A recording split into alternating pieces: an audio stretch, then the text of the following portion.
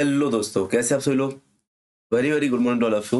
उम्मीद है सभी स्वस्थ होंगे, मस्त होंगे, जबरदस्त होंगे। तो जैसा कि आप जानते हो, यहाँ पे आपके लिए MPPSC assistant professor paper 2 history के लिए क्लासेस, सॉरी पेपर 1 के लिए क्लास चलाई जा रही है, जो कि आपके सभी एग्जामिनेशन में कॉमन है।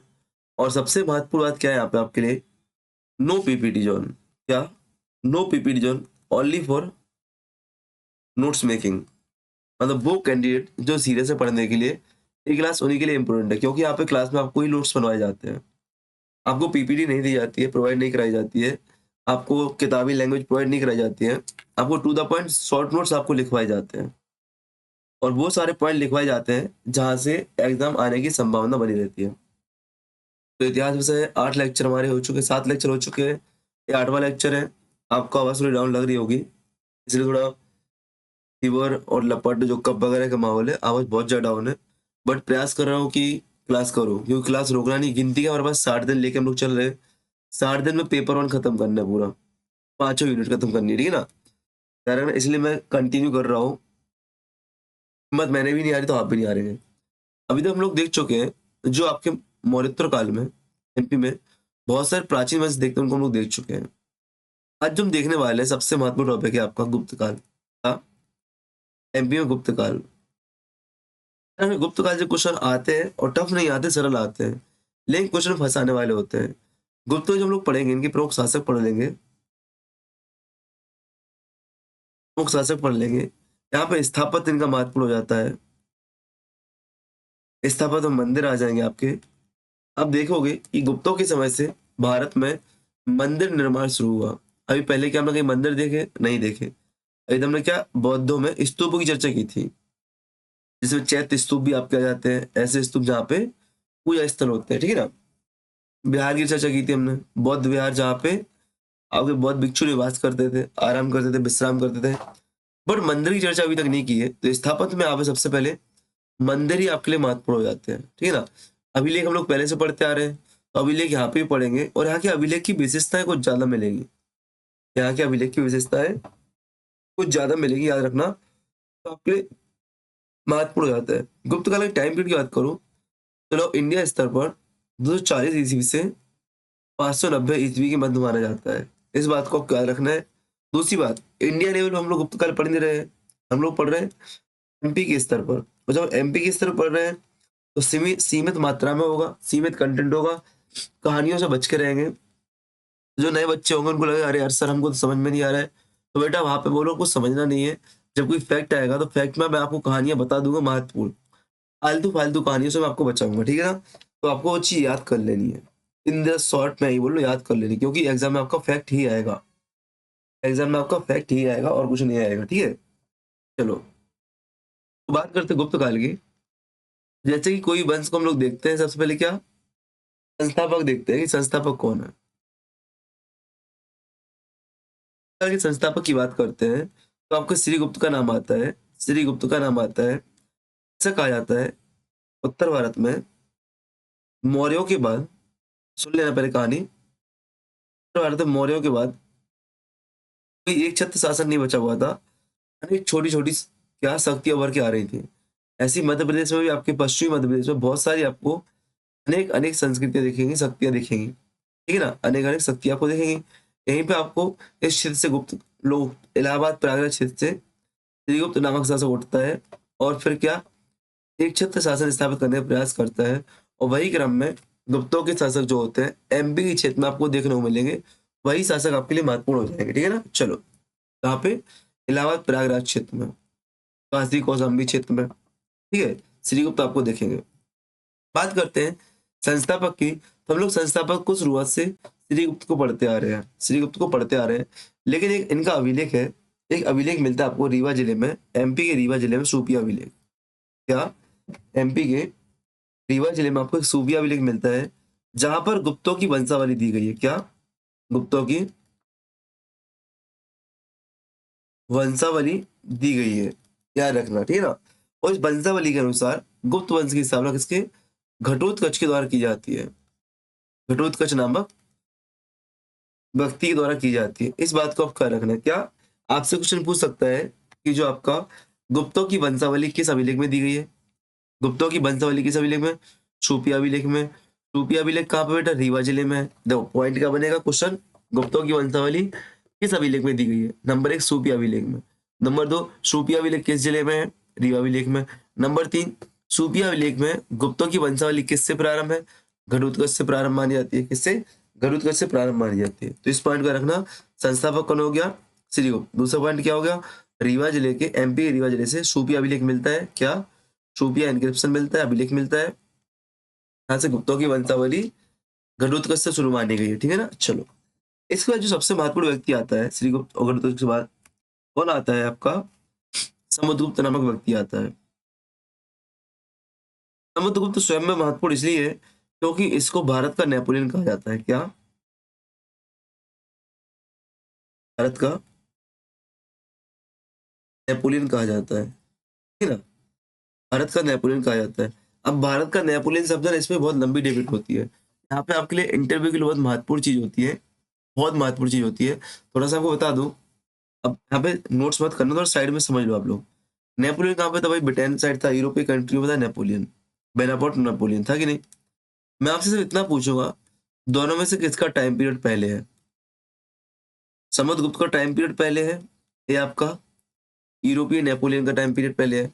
तो यूरोपीय नेपोलियन जो है आज का आधुनिक समय का है और समुद्रगुप्त प्राचीन समय का है। तो इतिहास लेखन में यही त्रुटि है कि हमारा इतिहास ब्रिटेन के दृष्टिकोण से लिखा गया है, इसलिए भारतीय जो आपके शासक हैं, जो कि प्राचीन शासक हैं, उनकी तुलना आधुनिक काल के लोगों से की जाती है। अगर हमें तुलना करनी है तो हम प्राचीन लोगों से करते हैं। अगर भारतीय लोग इतिहास लिखते हैं तो हमें चेंज क्या होता है कि नेपोलियन को ब्रिटेन का या यूरोप का समुद्रगुप्त कहते हैं, ऐसा लिखा जाता है। बट हमने क्या किया, ब्रिटेन का इतिहास लिखा हुआ है, औपनिवेशिक इतिहास हम लोग पढ़ते आ रहे हैं, तो ये भारत का नेपोलियन इसको कहते हैं। ठीक है ना? याद रखना। ठीक है, इस बात को याद रखना। तो आपसे इंटरव्यू क्वेश्चन पूछ सकता है कि आप हिस्ट्री विषय आपने क्यों सुना है, प्रोफेसर आप बनने जा रहे हो, जीआरएफ करने जा रहे हो, तो इतिहास विषय क्यों लिखा है, ये आपसे पूछेगा। अगर आप इतिहास का पुनर्लेखन करना चाहें तो ऐसे कौन सा बिंदु है जो सभी के दृष्टिकोण में नजर रहता है कि वो गलत लिखा हुआ है? यही एक बिंदु है जिसको हम पुनर्लेखन करना चाहेंगे विश्व इतिहास और भारतीय इतिहास के परिप्रेक्ष्य में। ठीक है ना? चलो, तो समुद्रगुप्त को क्या भारत का नेपोलियन कहा जाता है, इस बात को आपको याद रखना है। ठीक है ना? ठीक। यदि बात करूं समुद्रगुप्त को भारत का नेपोलियन क्यों, क्योंकि इसने साम्राज्य का विस्तार किया था। इसने क्या किया था? सबसे ज्यादा साम्राज्य का विस्तार किया गुप्त काल में, और दक्षिण भारत तक भाई साहब पहुंचे थे। जिसमें एमपी में यदि बात की है तो एमपी में इसके विजय अभियान में सागर, क्या इसके समुद्रगुप्त के विजय अभियान में सागर, दमोह, जबलपुर, मंडला जैसे क्षेत्र क्रमशः आते हैं। इस बात को आपको याद रखना है। ठीक है ना? चलो, याद रखना इसी के समय विदिशा में एक शासक था, विदिशा में एक रूलर था, उसका नाम क्या है यहाँ पे याद रखना? श्रीधर वर्मन। क्या नाम है? श्रीधर वर्मन। याद रखना कि समुद्रगुप्त ने एक्चुअली ये क्वेश्चन यहाँ से आया था। अभी हम लोग एमपीपीएससी जो मॉक इंटरव्यू चलते वहां बैठे हुए थे, तो बच्चा हिस्ट्री का नहीं था, किसी और सब्जेक्ट से था, बट उसने बोला हिस्ट्री मुझे पसंद है और विदिशा की हिस्ट्री मैंने अच्छे से पढ़ रखी है। वहां पे क्वेश्चन पूछा गया था कि विदिशा के किस शासक को समुद्रगुप्त ने हराया था? तो यार श्रीधर वर्मन ने। किसने? श्रीधर बर्मन को समुद्रगुप्त ने हराया था। इस बात को आपको याद रखना है। ठीक है ना? इस बात को आपको याद रखना है बस। ठीक है? आपको बता दूं यहाँ पे जो सबसे महत्वपूर्ण है, सागर का एरन, सागर का एरन, सागर का एरन जो महत्वपूर्ण है, इसको समुद्रगुप्त ने अपना स्वभोग नगर माना था। समुद्रगुप्त ने स्वभोग नगर माना था। आज थोड़ी आवाज में वाइब्रेशन भी होगा, कब की वजह से पहले बता दिया मैंने। तो अगर आपको लगे तो थोड़ा ध्यान रखना, पेशेंस से सुनना, लिखे हुए वर्ड्स को समझ लेना। ठीक है ना? स्वभोग नगर माना था या बनाया था। ठीक है ना? स्वभोग नगर का मतलब क्या होता है? अपने आनंद का शहर, अपने भोग विलास के जीवन जीने का शहर, अपने निवास का शहर। ठीक है ना? तो सागर का एरन जो था समुद्रगुप्त के स्वभोग नगर के रूप में जाना जाता है। इस बात को आपको याद रखना है। ठीक है ना? ठीक। समुद्रगुप्त के बाद उसका बड़ा बेटा रामगुप्त गद्दी पे बैठता है। कौन? रामगुप्त गद्दी पे बैठता है। समुद्रगुप्त के बाद उसका बड़ा बेटा रामगुप्त गद्दी पे बैठता है, और इसकी जानकारी हमारे कहाँ से मिलती है बेटा? विदिशा दोजनपुर अभिलेख से, विदिशा जिले के दोजनपुर अभिलेख से, जो कि जैन प्रतिमाओं पर लिखा हुआ अभिलेख है, जो कि क्या आपका जैन प्रतिमाओं पर, जैन स्टैचू पर, जैन मूर्तियों पर लिखा हुआ अभिलेख है। इस बात को आप कर रहे हैं, प्रतिमाओं पर, ठीक है ना, लिखा हुआ अभिलेख है, इस बात को आपको याद रखना है, ठीक है ना। मैंने क्या बोला, समुद्रगुप्त के बाद रामगुप्त गद्दी पर बैठता है, जिसकी जानकारी विदिशा अर्थात दुर्जनपुर अभिलेख से मिलती है, जो कि जैन प्रतिमाओं पर लिखा हुआ अभिलेख है, ठीक है ना। इस बात को आपको याद रखना है, ठीक है ना। इसमें आपको पद्मप्रु, चंद्रप्रु, पुष्पदंत इत्यादि इत्यादि तीर्थंकरों की जानकारी मिलती है। रामगुप्त का जो गद्दी पर आटा मेरा सबसे महत्वपूर्ण चंद्रगुप्त द्वितीय, चंद्रगुप्त द्वितीय, इनको हम विक्रमादित्य के नाम से भी जानते हैं। इनको हम लोग विक्रमादित्य, चंद्रगुप्त द्वितीय विक्रमादित्य के नाम से जानते हैं। विक्रमादित्य उपाधि धारण करने वाले प्रथम शासक माने जाते हैं। क्या? विक्रमादित्य उपाधि धारण करने वाले प्रथम शासक माने जाते हैं। अब यहाँ पे एक बात सुन लेना, चंद्रगुप्त द्वितीय यहाँ पर आपने गर्दभिल डायनेस्टी पढ़ी थी, गर्दभिल डायनेस्टी या राजवंश पढ़ा था आपने, आपको याद होगा, कली की क्लास में था आई थिंक। तो वहां पे भी आपने पढ़ा था, एक चंद्रगुप्त नामक व्यक्ति था जिसने विक्रमादित्य की उपाधि धारण की थी। जब तक, अब सुन लेना, जब तक भारतीय इतिहास में गर्दविल डायनेस्टी का इतिहास नहीं आया था, तब तक चंद्रगुप्त द्वितीय को ही वही क्या माना जा रहा था, विक्रमादित्य। बट अब उनको भी माना जाता है, तो प्रथम वही माने जाते हैं, गर्दविल डायनेस्टी के चंद्रगुप्त, उनको विक्रमादित्य माने जाते हैं। इस बात को आपको याद रखना है, दोनों विवादित व्यक्ति है। जब भी इंटरव्यू पूछा जाए या आपसे क्वेश्चन पूछा जाए, तो आपको ध्यान रखना गुप्त साम्राज्य का पूछ रहा है या गर्दविल डायनेस्टी का पूछ रहा है, दोनों आपस में विवादित व्यक्ति है। इस बात को आपको याद रखना है, क्या है, दोनों आपस में विवादित व्यक्ति है, इस बात को आपको याद रखना है, ठीक है ना। चलो ठीक, आपको बता दो चंद्रगुप्त द्वितीय के बारे में हम लोग पढ़ रहे हैं। चंद्रगुप्त द्वितीय, इनकी उपाधि लिखना, उपाधि क्या थी भाई साहब, उपाधि विक्रमादित्य थी। इनकी पहली राजधानी पाटलिपुत्र थी, पहली राजधानी पाटलिपुत्र, फर्स्ट राजधानी कैपिटल। एंड सेकंड कैपिटल क्या थी आपकी, सेकंड कैपिटल भाई साहब ने उज्जैन को बनाया, अवंती को, ठीक है। भाई साहब को उज्जैन और पाटलिपुत्र का स्वामी कहा जाता है। क्या? पाटलिपुत्र उज्जैन का स्वामी कहा जाता है, इस बात को आपको याद रखना है, ठीक है ना।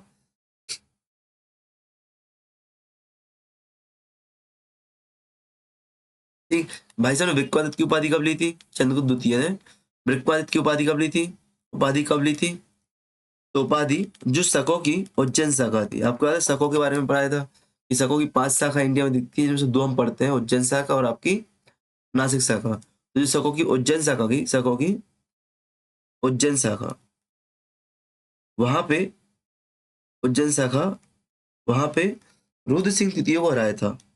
क्या?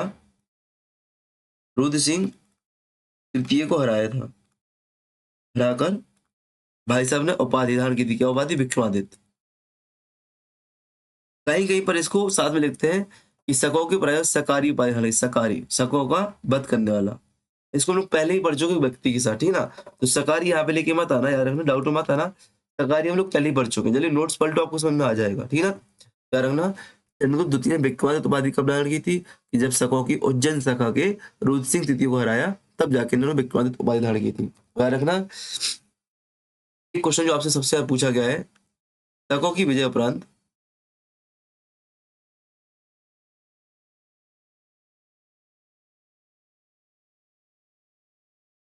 प्राय लिखा हुआ चला जाएगा, परेशान मत होना, चले जाने देना, आगे प्राय लिखा हुआ, अब कोई नहीं दिखाया कहाँ से क्या लिखा था। चलो याद रखना, शकों की विजय उपरांत चंद्रगुप्त द्वितीय ने क्या, चांदी के सिक्के जारी किए थे। क्वेश्चन पूछा गया आपसे, चांदी के सिक्के, क्वेश्चन क्या पूछा गया, चंद्रगुप्त द्वितीय ने चांदी के सिक्के कब जारी किए थे, तो शकों पर विजय उपरांत, क्या शकों पर विजय प्राप्त करने के उपलक्ष्य में, विजय प्राप्त करने के उपलक्ष्य में पूछा गया क्वेश्चन आपसे पीएससी में, चांदी के सिक्के जारी किए थे, ठीक है ना, चांदी के सिक्के जारी किए थे, इस बात को आपको याद रखना है, ठीक है ना। याद रखना, इसी के समय पे, चंद्रगुप्त द्वितीय के समय पर चीनी यात्री, देखो चीनी यात्री फायान आता है, चीनी यात्री 3-4 आते हैं, इत्सिंग आता है, ह्वेनसांग आता है, फायन आता है। हर्ष के टाइम पे आता है हर्षवर्धन, ह्वेनसांग, हर्षवर्धन के टाइम पे आता है ह्वेनसांग, ठीक है ना। चंद्रगुप्त द्वितीय के टाइम पे कौन आता है बेटा? फायन, याद रखना।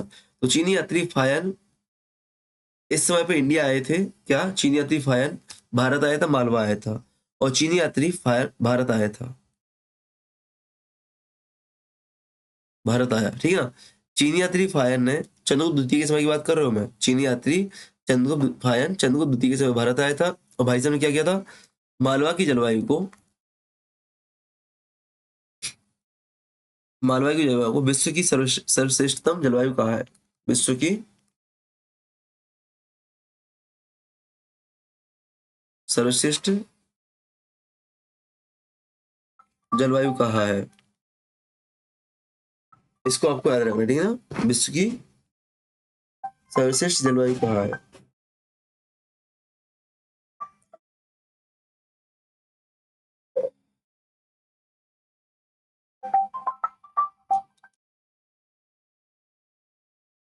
सर्वश्रेष्ठ जलवायु, ठीक है ना, याद रखना, कॉल आ गया था बीच में। तो सर्वश्रेष्ठ जलवायु कहा है, इस बात को आपको याद रखना। किसने? फायन महोदय ने किसके टाइम पे आए थे भाई साहब? चंद्रगुप्त द्वितीय के टाइम पे आपके आए हुए थे, ठीक है ना। एक सबसे महत्वपूर्ण क्वेश्चन है, आज यदि आपने टेलीग्राम चेक किया हो तो मैंने वहां पे भी भेजा था। एक पॉइंट जो आपके एग्जाम में पूछा गया है कि कुछ व्यक्तियों के नाम चंद्रगुप्त द्वितीय के टाइम पे, कुछ व्यक्तियों ने, जैसे एक नाम मिलता है चंद्रगुप्त द्वितीय के टाइम पे वीरसेन साहब, चंद्रगुप्त द्वितीय के टाइम पे एक नाम मिलता है वीरसेन साहब। एक कौन थे भाई साहब? याद रखना, चंद्रगुप्त द्वितीय के समय पे युद्ध और शांति विभाग के मंत्री थे, अमात्य कहे जाते थे। युद्ध व शांति विभाग के अमात्य कहे जाते, इस बात को आपको याद रखना है, ठीक है ना। एक और नाम आपको मिलता है सनकानिक महाराज, सनकानिक महाराज, याद रखना, एक प्रमुख सैन्य अधिकारी थे, प्रमुख सैन्य अधिकारी थे, किसके समय पर? चंद्रगुप्त द्वितीय के टाइम पे। एक और जो सबसे महत्वपूर्ण नाम है जो कि आपके एग्जाम में मिलता है, वो है आक्रमणों का, क्या? आम्र कारदव का, आम्र कारदव का, ठीक है ना। आम्र कारदव, ये वो व्यक्ति है जिसका सांची अभिलेख पे नाम मिलता है, सांची अभिलेख पे नाम मिलता है। और याद रखना, इसका नाम क्यों मिलता है? क्योंकि इस व्यक्ति ने सांची के काकनाबाद में, आपसे पूछा काकनाबाद किसका नाम है? सांची का पुराना नाम है, तो ठीक है ना। काकनाबाद के बौद्ध संघ को, सांची किसका सांची का पुराना नाम क्या है? काकनाबाद। सांची में एक बौद्ध संघ रहता था, बौद्ध संघ, सांची के बौद्ध संघ को ईश्वर वासक नामक गांव दान में दिया था। ये आपको याद रखना। तो आम्र कारदव किसके टाइम पीरियड पे था भाई साहब? चंद्रगुप्त द्वितीय के टाइम पे। इसका उल्लेख कहाँ मिलता है? सांची के अभिलेख में मिलता है। कहाँ पे? सांची के अभिलेख में मिलता है। इन तीन व्यक्तियों का नाम आपको याद रखना, वीरसेन साव, सनकानिक और आम्र कारदव, ये तीनों व्यक्ति आपके लिए महत्वपूर्ण है, ठीक है ना। चलो आगे बढ़ते हैं हम लोग। तो चंद्रगुप्त द्वितीय के बाद आते हैं आपके कुमारगुप्त। कौन आता है बेटा गद्दी पर? कुमारगुप्त नामक व्यक्ति गद्दी पर बैठता है।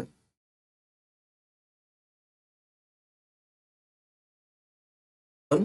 कुमारगुप्त। तो इसके बारे में आपको याद रखना, इसकी जो सबसे महत्वपूर्ण बात है, जानकारी कहाँ कहाँ से मिलती है? तो जानकारी के दो प्रमुख स्रोत अभिलेख हैं, दो अभिलेख प्रमुख है जहाँ से जानकारी मिलती है। नंबर एक, अशोकनगर का तुमैन अभिलेख, हाँ, तुमैन अभिलेख, जो कि कहाँ पे? अशोकनगर में। और दूसरा आपका मंदसौर अभिलेख, मंदसौर अभिलेख, ठीक है ना, मंदसौर अभिलेख। याद रखना, तुमैन अभिलेख जो आपका महत्वपूर्ण है, इसलिए महत्वपूर्ण है, तुमैन अभिलेख जो महत्वपूर्ण है आपका, इसलिए महत्वपूर्ण है क्योंकि तुमैन अभिलेख में कुमारगुप्त को शरतकालीन स्रोत कहा गया है। तुमैन अभिलेख कहाँ बेटा? अशोकनगर में है। यहाँ पे अशोकनगर में है। उसको क्या शरतकालीन सूर्य कहा गया है? शरतकालीन सूर्य गया है। आपको याद रखना, थोड़ा मंदसौर अभिलेख में क्या? मंदसौर अभिलेख जो आपका है रेशम बुनकरों का है, इसका है रेशम बुनकरों का है, और इसके सामंत कुमारगुप्त के संबंध बंधु वर्मा से संबंधित है, बंधु वर्मा से संबंधित है। यहाँ पे सूर्य मंदिर का उल्लेख है। अब सुन लेना मंदसौर अभिलेख के बारे में कहानी क्या है। मंदसौर अभिलेख जो आपका है क्यों प्रसिद्ध है? मंदसौर अभिलेख को रेशम बुनकरों का अभिलेख भी कहते हैं। क्या? रेशम बुनकरों का अभिलेख भी कहते हैं। इसमें इसके सामंत बंधु वर्मा द्वारा सूर्य मंदिर निर्माण के लिए दान दिए जाने का उल्लेख लिखा जाता है और ऐसा कहा जाता है कि मंदसौर के सूर्य मंदिर का निर्माण रेशम बुनकरों ने कराया था। इसको हम दसपुर अभिलेख भी बोलते हैं। क्या बोलते हैं? दसपुर अभिलेख भी बोलते हैं। और साथ ही साथ आपको याद रखना, यह विश्व का पहला विज्ञापन अभिलेख है। क्या है? पहला विज्ञापन अभिलेख कहा जाता है। आई थिंक इसकी चर्चा हम लोग पहले भी कर चुके हैं, यहाँ पे हम लोग फिर से भी कर रहे हैं, ठीक है ना। इसको विश्व का पहला विज्ञापन अभिलेख भी कहते हैं, ठीक है ना। अभी जब अभिलेख पढ़ेंगे हम लोग, वहां पे फिर से इन सभी अभिलेख की चर्चा करेंगे। तो कुमारगुप्त के बारे में देखा हमने। याद रखना, हुड़ों का आक्रमण पूछा जाता है। हुड़ों का आक्रमण किसके समय से प्राप्त हुआ था? हुड़ों का आक्रमण किस गुप्त शासक के समय में प्रारंभ हुआ था? हुड़ों का आक्रमण कुमारगुप्त के समय में प्रारंभ हुआ था। कौन था? तोरमान नामक हुड़ शासक था। तोरमान नामक हुड़ शासक था जिसने आक्रमण की शुरुआत की थी। एक बात याद रखना है, यहाँ पे एक पॉइंट आपके लिए है जो डाउट में रहता है हमेशा। नोट डाल के आप चाहो तो लिख लेना है, सुन लो, आप सुन लोगे समझ जाओगे। आपको मंदसौर अभिलेख, क्योंकि जो मंदसौर अभिलेख है इसको उठाकर अभी फिलहाल में ग्वालियर में रख दिया गया है। कहाँ पे? ग्वालियर में। तो इसको कई बार ग्वालियर अभिलेख के नाम से जानते हैं। और ग्वालियर में एक अभिलेख फेमस है मेहरकुल का, जो एक हुड़ शासक है मेहरकुल, इसका एक अभिलेख फेमस है। तो कई बार ऐसा आपसे कह दिया जाता है कि ग्वालियर के मेरकोल के अभिलेख में मंदसौर के सूर्य मंदिर निर्माण का उल्लेख है। ऐसा बिल्कुल भी नहीं है, ऐसा बिल्कुल भी नहीं है। एमपी एक बहुत प्रतिष्ठित संस्थान है, अब नाम तो नहीं बता सकता यहाँ पे। उसकी नोट्स में यही बताया गया है कि ग्वालियर के जो मेरकोल प्रशस्ति है उसमें बताया गया है कि मंदसौर के सूर्य मंदिर का निर्माण ग्वालियर ने किया है। जब मैंने उसका डीप एनालिसिस किया, बहुत अच्छे से समझा, तो फिर उसको देखा मैंने कि भैया मंदसौर के अभिलेख को ग्वालियर में रख दिया गया है। तो मंदसौर अभिलेख में जानकारी है रेशम बुनकरों के द्वारा सूर्य मंदिर बनाए जाएंगे, ना कि मेरकुल वाले अभिलेख में। उसको मैंने आज ग्रुप पे भी शेयर किया था। आज अपनी 6 तारीख है, 6 तारीख को क्लास रिकॉर्ड कर रहा हूँ मैं। तो मैंने ग्रुप पे भी शेयर किया था 6 तारीख को। क्लास तो आपको 8 या 9 तारीख को मिल रही होगी, बट मैंने 6 तारीख को आपको ग्रुप में शेयर भी किया था, यदि आपने ध्यान दिया हो तो। ठीक है, चलो। तो कुमारगुप्त के बारे में खत्म हुआ। अंतिम आते हैं आपके भानुगुप्त। हाँ तो बेटा भानुगुप्त आते हैं, और भानुगुप्त सिर्फ आपके लिए इसलिए महत्वपूर्ण है, देखो कुमारगुप्त के बाद कौन आता है गद्दी पर? गुप्त आते हैं। स्कंदगुप्त के बाद आते हैं भानुगुप्त। भानुगुप्त आपके लिए इसलिए महत्वपूर्ण है कि भानुगुप्त के समय का सती प्रथा का साक्ष्य वाला एक अभिलेख मिलता है। सती प्रथा का प्रथम साक्ष्य मिलता है, या प्रथम लिखित अभिलेख मिलता है। यार हमें सती प्रथा का साक्ष्य मिलता है कहाँ पे? एरन सागर में। एरन सागर में आपको सती प्रथा का साक्ष्य मिलता है। तो याद रखना क्यों मिलता है, क्या है। तो यहाँ पे जब हुड़ों के आक्रमण हो रहे थे तो उस भानुगुप्त का सेनापति, भानुगुप्त का सेनापति गोपराज हुड़ों के आक्रमण में मारा जाता है। तो इसकी पत्नी इसी की इच्छा के साथ सती बन जाती है। और सती प्रथा का प्रथम लिखित साक्ष्य आपसे पूछा है तो याद रखना भानुगुप्त का एरन अभिलेख है, जहां से क्या मिलता है? सती प्रथा का साक्ष्य मिलता है। ठीक है ना। इस प्रकार से हमने गुप्त काल के प्रमुख शासक देखे। अब आपको देखना गुप्त काल के प्रमुख अभिलेख या मंदिर। गुप्त काल के प्रमुख अभिलेख, गुप्त काल के रिकॉर्डिंग हो रहा है ना? रिकॉर्डिंग हो रहा है। गुप्त काल के प्रमुख अभिलेख,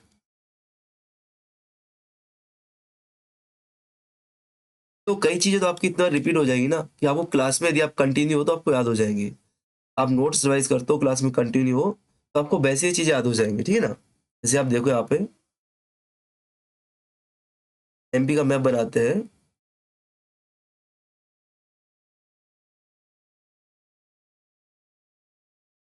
एमपी के अलग अलग स्थान पे अभिलेख मिलते हैं। जैसे गुर्जरा अभिलेख मिलता है, जो तो अशोक कालीन है। किसका? अशोक कालीन है, इनका नहीं है, अशोक कालीन है। अशोक का नाम अशोक मिलता है। कहाँ से मिलता है गुर्जरा अभिलेख? बोले दतिया से। कहाँ से? दतिया से। ये अशोक कालीन है आपका, इससे मतलब आपको नहीं है। अभी गुप्त काल में देखते हैं हम लोग। एक आपको मंदसौर अभिलेख मिलता है। क्या? मंदसौर अभिलेख, ठीक है ना। कहाँ से? मंदसौर से। वीरन अभिलेख सागर से मिलता है। कहाँ से? सागर से मिलता है। कसरावत अभिलेख खरगोन जिला से मिलता है। ठीक है ना। काली तलाई और रूपनाथ, रूपनाथ और काली तलाई आपको कटनी से मिलते हैं। ये अशोक के टाइम के हैं, ये अशोक के टाइम पे। शूपिया अभिलेख आपको कहाँ से मिलता है? शूपिया अभिलेख रीवा से मिलता है, जहाँ पे गुप्त वंश की जानकारी मिलती है, वंशावली की, गुप्त वंश के वंशावली की जानकारी मिलती है। इस बात को आपको याद रखना है, ठीक है। कुछ पॉइंट यहाँ पे आपके लिए महत्वपूर्ण है, जैसे मैं लिखूंगा आपके लिए क्या, मंदसौर अभिलेख। मंदसौर में दो अभिलेख मिलते हैं रखने, एक तो मंदसौर जिसको दसपुर के नाम से जानते हैं, वो फेमस है रेशम बुनकर के नाम से। क्या, मंदसौर से दो अभिलेख मिलेंगे आपको, एक तो रेशम बुनकर का अभिलेख और दूसरा आपको मिलेगा सौंदनी अभिलेख। क्या, सौंदनी अभिलेख। ये दोनों आपके लिए महत्वपूर्ण है, दोनों में डाउट में मत आना आप लोग, दोनों में डाउट में मत आना, ठीक है ना। चलो, तो पहले जो सौंदनी अभिलेख है, इसको नए नया पढ़ रहे हैं, इसी के बारे में पहले पढ़ लो आप लोग। सौंदनी अभिलेख जो कि कहाँ से, मंदसौर जिला से मिलता है, इसी को हम लोग पहले पढ़ लेते हैं, ठीक है ना। इसको हम विजय स्तंभ अभिलेख भी कहते हैं। क्या, इसको हम लोग क्या, विजय स्तंभ अभिलेख भी कहते हैं। विजय स्तंभ अभिलेख क्यों कहते हैं? क्योंकि इसमें जो महाराजा यशोवर्मन है, उनकी हड़ों पर महाराजा महाराजा यशोवर्मन या यशोवर्मा, यशोधर्मा, इनकी विजयों का उल्लेख है, इनकी विजयों का उल्लेख है। इस बात को आपको याद रखना है। उसके रचयिता कौन है? रचयिता बासुल महोदय हैं। अगर आपको अलीगढ़ वंश से याद है, तो तब मैंने मंदसौर अभिलेख पढ़ाया था, तो वही मंदसौर अभिलेख सैंधवी अभिलेख के नाम से जाना जाता है, ठीक है ना। वही मंदसौर अभिलेख सैंधवी अभिषेक के नाम से जाना जाता है, ठीक है ना। जो दूसरा अभिलेख मंदसौर का रेशम बुनकर अभिलेख है, ठीक है ना, इससे आपको रेशम बुनकर की जानकारी मिलती है, रेशम बुनकरों की टोली की जानकारी मिलती है, श्रेणी की जानकारी मिलती है, ठीक है ना।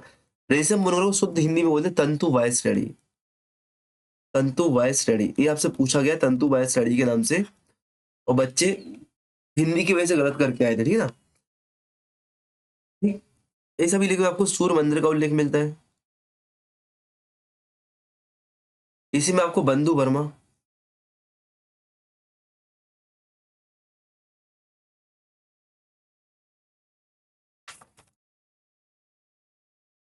एक सेकंड रुकना, सामंत बंधु वर्मा, इसी में आपको क्या, चंद्रगुप्त द्वितीय के सामंत बंधु वर्मा का उल्लेख मिलता है, ठीक है ना। इसी में आपकी विक्रम तिथि भी लिखी गई है, विक्रम तिथि का उल्लेख भी मिलता है आपको। साथ ही साथ दसपुर को उस समय पर पश्चिमपुर नाम से जाना जाता था। क्या, दसपुर का एक अन्य नाम मिलता है जो कि पश्चिमपुर है। क्या, पश्चिमपुर,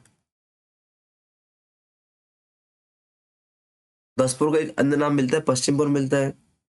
इसकी रचना किसने की थी बेटा? मंदसौर अभिलेख की, रेशम बुनकर अभिलेख की रचना वत्स भट्टी ने की थी। किसने? वत्स भट्टी नामक रचनाकार ने की थी, ठीक है। इसको विश्व का पहला विज्ञापन अभिलेख कहते हैं। तो यही चीज 2 से 3 बार रिपीट हो गई ना, विश्व का पहला विज्ञापन अभिलेख भी कहते हैं, ठीक है ना। चलो, आपको मिलेगा सांची अभिलेख। क्या,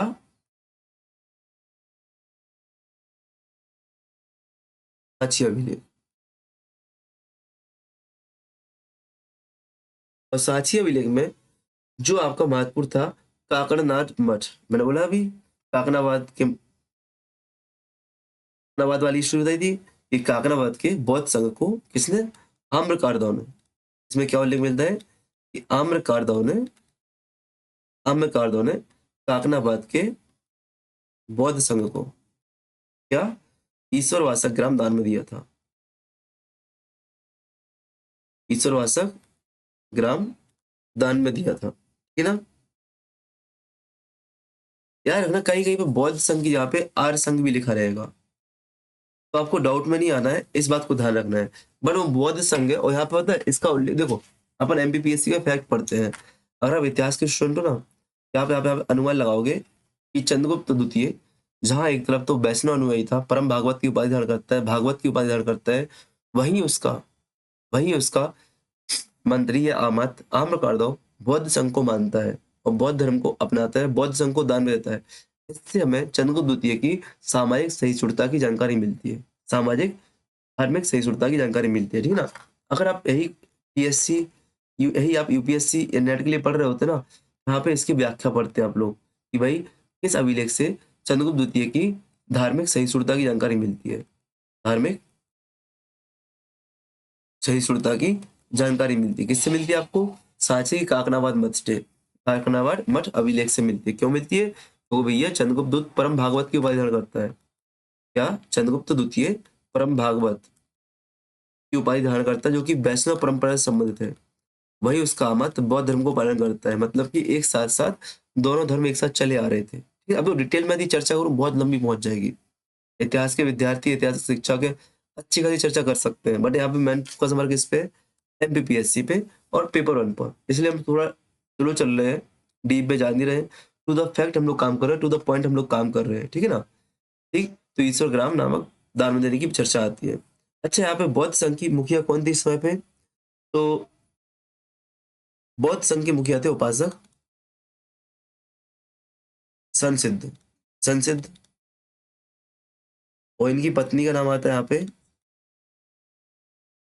बौद्ध संघ की मुखिया का नाम आता है, वाइफ का नाम क्या आता है? हरि स्वामिनी। इनका उल्लेख भी, हरि स्वामिनी का उल्लेख भी इस पर आपको मिलता है, सांची अभिलेख में मिलता है, ठीक है ना? सांची अभिलेख पे आपको मिलता है, ठीक है। चलो आते हैं सूफी अभिलेख पर।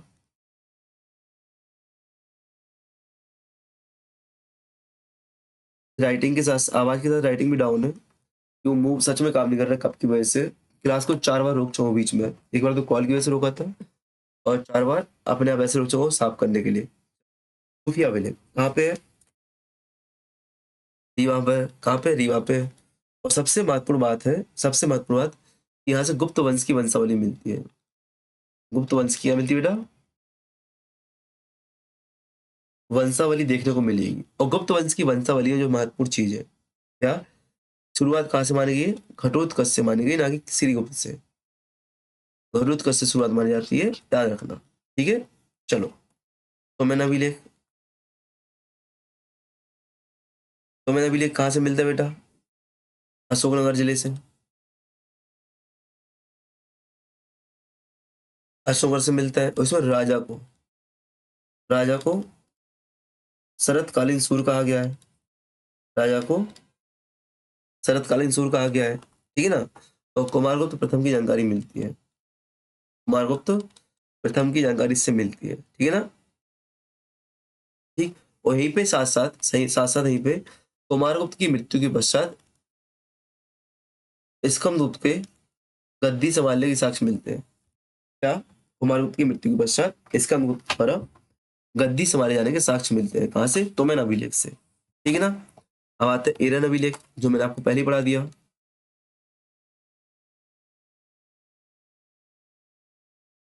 एरन अभिलेख किसका है बेटा? एरन अभिलेख आपका किसका है? अनुगुप्त के समय का है, अनुगुप्त के समय का है, ठीक है ना? पड़ों के आक्रमण की जानकारी मिलती है, पड़ों के आक्रमण की जानकारी मिलती है, इस बात को याद रखना, ठीक है ना? सेनापति गोपराज की पत्नी की सती होने की जानकारी मिलती है। सती प्रथा का प्रथम लिखित साक्ष्य माना जाता है, सती प्रथा का प्रथम लिखित साक्ष्य माना जाता है, ठीक है। चलो, इस बात को आपको याद रखना है, ठीक है।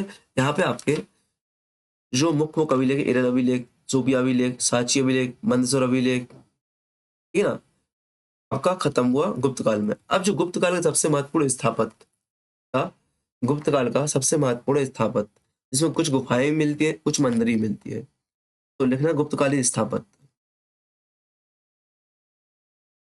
कालीन स्थापत्य। यहाँ पे हमें गुफाएं भी मिलेंगी और मंदिर भी देखने को मिलेंगे। क्या? गुफाएं भी मिलेंगी बेटा, और मंदिर भी देखने को मिलेंगे। जैसे सबसे फेमस है नचना कोठार मंदिर। तो आपको दो चीजें याद रखनी है, नंबर एक, किस जिले में है, किस जिले में है, और साथ में किस भगवान से संबंधित है। तो नचना कोठार जो मंदिर आपका पन्ना जिले में, कहा बेटा? पन्ना जिले की गुन्नौर तहसील में। और जो महत्वपूर्ण है, जो महत्वपूर्ण है, किससे संबंधित है? इस देवी देवता से संबंधित है बेटा, तो याद रखना नचना कोठार मंदिर जो आपका है पार्वती देवी को समर्पित है, पार्वती देवी को समर्पित है, ठीक है ना। और कहाँ पे यह मंदिर, पन्ना जिले में जो गन्नौर तहसील, वहां पे एक मंदिर और फेमस है आपका चौमुखनाथ शिवालय, चौमुखनाथ शिवालय उसके नजदीक है, शिवालय के नजदीक है। नंबर एक नचना कोठार मंदिर। दूसरा जो फेमस है आपका, दूसरा जो फेमस है आपका केरल का विष्णु मंदिर, केरल का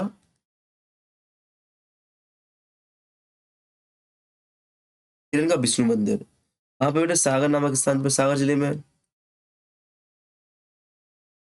वहां पे सागर जिले में, इस बात को रखना। यहाँ पे जो महत्वपूर्ण है, विष्णु की बराह प्रतिमा मिलती है, विष्णु के बराह अवतार की प्रतिमा मिलती है,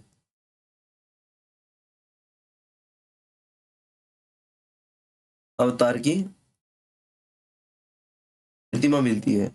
और सबसे महत्वपूर्ण क्या है, इस विष्णु की बराह प्रतिमा पर पूर्ण शासक तोरमाड़ का अभिलेख मिलता है, उल्लेख मिलता है, पूर्ण शासक तोरमाड़ का उल्लेख मिलता है, ठीक है ना, याद रखना।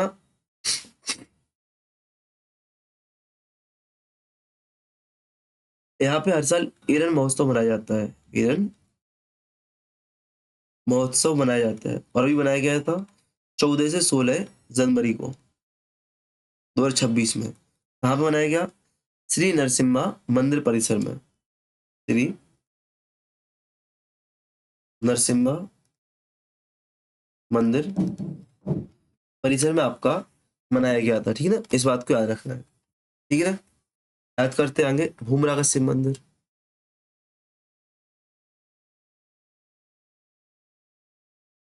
भूमरा का शिव मंदिर,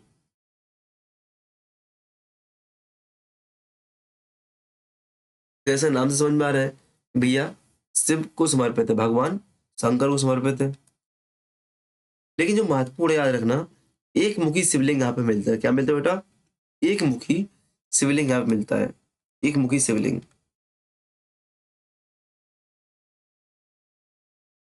कहाँ पे है? सतना के भूमरा गांव पे, कहाँ पे है, सतना के भूमरा ग्राम में अवस्थित है, सतना के भूमरा ग्राम में अवस्थित है, ठीक है ना, याद रखना। भूमरा का शिव मंदिर भगवान शंकर को समर्पित है, शिव को समर्पित है, सतना जिले में, और एक मुखी शिव यहाँ पे पिछले थे कि एक मुखी शिव यहाँ पे मिलता है, ठीक है ना। चलो आगे बढ़ते हैं, कोई मंदिर, कोई मंदिर, कोई मंदिर कहाँ मिलेगा आपको बेटा, सतना जिले के नागौर में, सतना जिले के नागौर में आपको मिलेगा कोई मंदिर, ठीक है ना, याद रखना।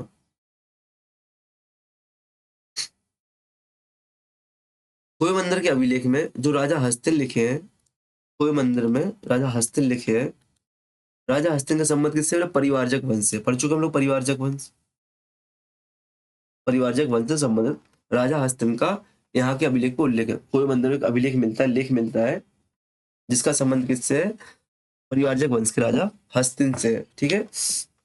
सॉरी, एक सेकेंड,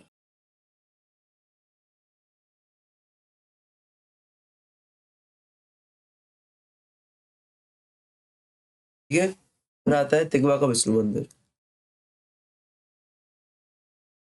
तिगवा का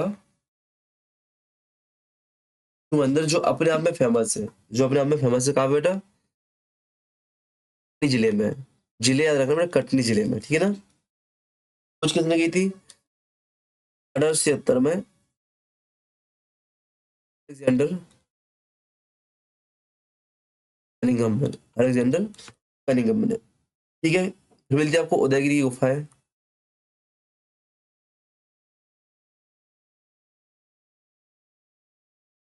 उदयगिरी की गुफाएं मिलती है आपको कहाँ पे बेटा, विदिशा जिले में, विदिशा जिले में, टोटल 20 गुफाएं, टोटल 20 गुफाएं, ठीक है ना। और गुफा नंबर 1 का जो संबंध है रामगुप्त से माना जाता है, और गुफा नंबर 20 का संबंध है कुमार गुप्त से माना जाता है, कुमार गुप्त से माना जाता है, इस बात को अब क्या रखना है। एक और मिलती है वो बाघ की गुफा है, बाघ या बाघिन की गुफा है, जो कि बाघ नदी के किनारे पर है। इस पर है, बाघ नदी या बाघ नदी के किनारे पर है। ये कहाँ पे है? धार जिले में। हाँ बेटा, धार जिले में है। यहाँ से 9 से 5, 9 में से टोटल कितनी थी? टोटल 9 गुफाएं थी, टोटल 9 गुफाएं थी, जिसमें 5 अभी शेष है जो संरक्षित है। 5 गुफाएं बची हुई हैं सही स्थिति में, ठीक है ना। इसकी खोज किसने की? 1818 में डोंगर फील्ड ने की थी। किसने? डोंगर फील्ड। अब याद रखना, मैं यहाँ पे एक होमवर्क दे रहा हूँ आपके लिए। आदि आप क्लास देख रहे हो, कमेंट आनी चाहिए आपकी। सांची की खोज किसने की थी? आपको ईयर बताना है और खोजकर्ता का नाम बताना है, ठीक है ना। आपको बताना है भरतमुनि स्तूप की खोज किसने की थी। इन दोनों का आपको खोजकर्ता और नाम बताना है। यहाँ पे एक डॉट कॉमन है कि 1818 है, तो एक व्यक्ति का नाम कॉमन आएगा 1818। तो आपको बताना है भैया कि कौन सांची की खोज करता है और किस साल में खोज की थी, भरतमुनि स्तूप की खोज किसने की थी और किस साल में की थी। कमेंटों में बाकायदा आपके आना चाहिए, ठीक है ना। तो बाकी गुफाएं, उदयगिरी गुफाएं, टिगवागी गुफाएं, खोए मंदिर, भूमरा शिव मंदिर, हिरण का विष्णु मंदिर, नचना कोठार मंदिर, ये प्रमुख आपके गुप्तकालीन स्थापत्य में आते हैं। अभिलेख देखे हमने, सूफिया अभिलेख, तोमेन अभिलेख, हिरण अभिलेख, सांची अभिलेख, मंदसौर अभिलेख, सोनपी अभिलेख, ये आपके गुप्तकालीन प्रमुख मंदिर उसमें आते, अभिलेख में आते हैं। फिर प्रमुख शासक भानुगुप्त देखे थे, कुमारगुप्त देखा था, वीरसेन साहब, ठीक है ना, चंद्रगुप्त द्वितीय देखे थे हमने। यहाँ से कुछ हट गया था, जिसमें आपको स्कंदगुप्त दिखेगा, घटोत्कच दिखेगा, समुद्रगुप्त दिखेगा, कुमारगुप्त दिखेगा। ये विभिन्न विभिन्न व्यक्ति हमने देखे थे गुप्तकालीन इतिहास में। इस प्रकार से गुप्त काल आपका समाप्त होता है एमपी के रिगार्डिंग। वैसे तो इंडिया के रिगार्डिंग पढ़ते हैं ना, 6 से 7 दिन चलता है। सामाजिक व्यवस्था, आर्थिक व्यवस्था, धार्मिक व्यवस्था, 6 से 7 दिन आपका चलता है। बट यहाँ पे एमपी का था तो 2 घंटे में, 1 घंटे में खत्म हो गया है। और इसके बाद जो आपका महत्वपूर्ण उत्तर गुप्त काल, जिसमें आपको फिर से छोटे छोटे वंश मिलेंगे एमपी में। राष्ट्रकूट, पुष्पभूति, चालुक्य, मैत्रक, मोखरी, ठीक है ना, कलचुरी वंश, राजपूत वंश देखेंगे बहुत सारे, मालवा के परमार देखेंगे, चंदेल देखेंगे आपको। तो यहाँ पे मैं आपके लिए एक एक दिन में 3-3, 2-4-4 वीडियो दे दूंगा, क्योंकि मुझे हिस्ट्री 15 दिन में खत्म करनी है पूरी, 15-16 दिन में। तो मैं आपको क्या करूंगा, 1-2 वीडियो के साथ साथ 2-2, 3-3 वीडियो दे दूंगा। बस स्वास्थ्य थोड़ा ठीक हो जाए, हालत ठीक हो जाए, एक साथ वीडियो दे दूंगा मैं आपको। फिर आपको मध्यकालीन इतिहास को एक काम करूंगा मैं, खिलजी वंश एक साथ कर दूंगा मैं आपको, मुगल एक साथ कर दूंगा, मतलब दिल्ली सल्तनत और मुगल काल एक साथ कर दूंगा। फिर रियासतें आ जाएंगी आपकी, गौड़ाना रियासत, ठीक है ना, गौंड रियासत, ये प्रमुख रियासतें आपकी आ जाएंगी। आपको बता दो, जो पेपर 1 के लिए हिस्ट्री हम लोग पढ़ रहे हैं, ये आपकी पेपर 2 यूनिट 10 के लिए भी काम में आएगी। जो पेपर 1 के लिए हिस्ट्री पढ़ रहे हैं, यही आपकी पेपर 2 यूनिट 10 के लिए भी काम में आएगी। और दो नोट्स मेकिंग थोड़ा टफ लगता है, मतलब ऐसे पढ़ाना, तो आपको धैर्य बना के रखना है, आपको सब्र करके रखना है, पेशेंस रखना है आपको, कि हाँ हम एग्जाम तक कवर कर लेंगे। क्या हम एग्जाम तक कवर कर लेंगे, आपको डरना नहीं है। ये तो आप लोग अरे स्लो चल रहे हैं, हम लोग ऐसा कर रहे हैं, वैसा कर रहे हैं, तो डरना आपको नहीं है, ठीक है ना। हम लोग स्पीड बढ़ाएंगे और बहुत जल्दी से इसको कवर करेंगे, ठीक है। तो बेस्ट ऑफ लक, जय हिंद, जय भारत। मिलते हैं नेक्स्ट क्लास में। क्लास को लाइक, कमेंट, शेयर करो या ना करो, क्लास देखने के उपरांत नोट्स जरूर शेयर कर देना, नोट्स जरूर शेयर कर देना, ठीक है ना। Best of luck.